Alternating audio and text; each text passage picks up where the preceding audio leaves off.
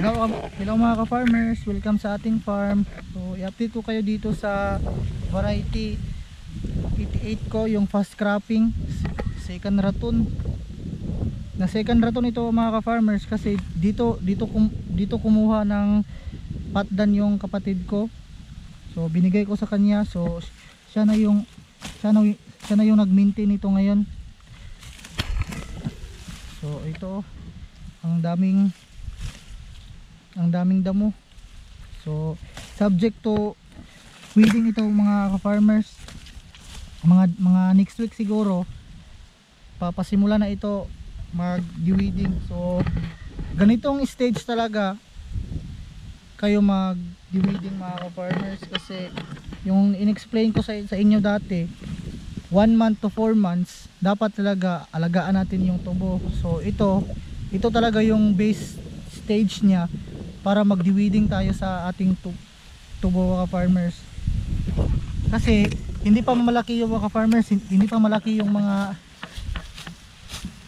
damo, at hindi pa din malaki yung mga tubo natin. So pag hindi natin ito i-weeding, kasi mga farmers, yung term sa amin dito, maunhan sa sagbot o sa Bisaya ay sa English, ma-overwhelm ng damo yung sugarcane natin.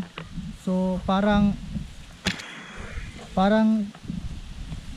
malnourished yung tubo natin kasi marami yung damo. Pero pag ganitong stage mga ka-farmers, dapat na talaga ito i-subject to weeding. Medyo na late lang talaga ito mga ka-farmers kasi yung manpower natin nagdi-detrash pa. So may area pa na hindi na-detrash. So sinabihan namin na wag muna i-detrash yun, dito muna sila magtrabaho. I-weeding ito, hindi natin to i-subject sa mga farmers sa herbicide kasi hindi ito tolerant. Masasayang yung pera natin pag gagamitan natin ng spray ito. Yung 88 natin, hindi ito 272 na tolerant.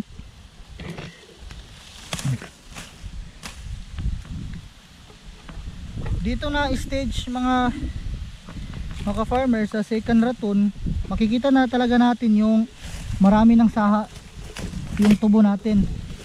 So ito na, marami na yung saha niya. Dapat na talaga hindi na natin tipirin ng abono ito para lumaki talaga yung mga saha niya at marami tayong makuha. Sabi nga nila yung first raton for capital lang yun, at meron tayong makikita doon pero maliit lang. Pero sa second raton na tayo babawi. Ito na yun na stage mga farmers, yung sabi nila na sa atin na talaga pag-alagaan natin, dadami talaga ang tans nito. Kasi dumadami yung mga farmers, yung mga saha niya. Ano ito?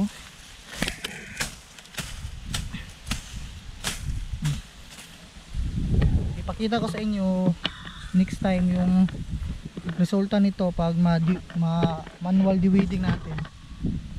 So medyo madamo pa mga farmers.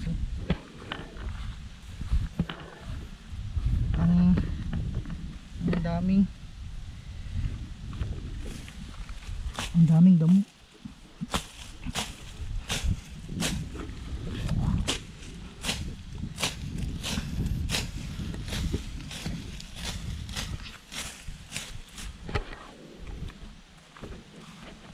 Dito sa kabila, kakatapos lang nilang mag-detrashing dito yung 272 natin.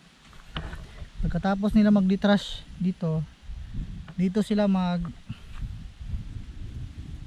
mag-manual weeding sila dito mga ka-farmers. So, lahat ng area ko mostly talaga mga manual weeding talaga yun lahat. Bihira talaga ako mag-spray. Ito lang yung 272, nag-apply ako ng spray kasi gusto ko talaga masubukan. So ito na yun, pag lumaki yung mga tubo natin, ito yung resulta niya. Ito yung variety 88 mga ka-farmers, yung fast cropping na variety natin na hindi talaga tolerant sa spray. ito yung pinakamatandang variety ko dito sa farm, mga ka-farmers, sa pagkakaalam ko. Ito yung tubo na marami talagang kita, maraming makukuhang tons kung alagaan natin. Ito yung variety 88. Medyo makati lang ito, mga ka-farmer, kasi madami itong parang tusok-tusok, dapaw sa amin yung kung tawag. Ewan ko sa Tagalog kung anong tawag dun. So ito yung pagkatapos na mag-detrash, 1 month after detrashing, ito na yung resulta niya. So makikita nyo, ito umiitim na talaga yung sugarcane natin, mga farmers. Indication na talaga yan na na-develop na yung kanya sugar. So kung hindi natin ito na detrash, mga ka-farmers, yung dito sa kanya sa may dito, hindi talaga yan iitim, hindi yan makikita ng araw, hindi yan makikita ng araw. So 1 month after sa detrashing, so madami pa din yung mga dead leaves. Natural lang talaga yan sa tubo na ito, kasi ang bibilis talaga tumangkad. Ito yung fast cropping na variety.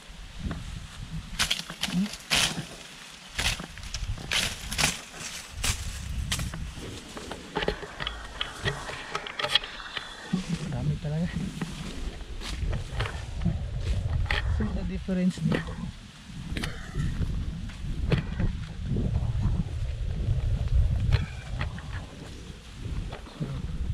i-update ko kayo, mga ka-farmers, pagkatapos pagkatapos na manual deweeding ito, nasa manpower natin. Sugarcane 88 natin, dami talagang damo. Pero ganitong stage talaga, tama tayong mag-maintain ito, ka-farmers. Kunin talaga natin yung damo nito as soon as possible, basta ganitong stage na, kasi dito na yung nagde-develop na yung buko niya, mga ka-farmers.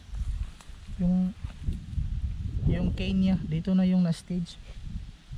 Dapat talaga matutukan ito na ngayon. So i-update ko kayo from time to time ito, mga farmers. So happy farming.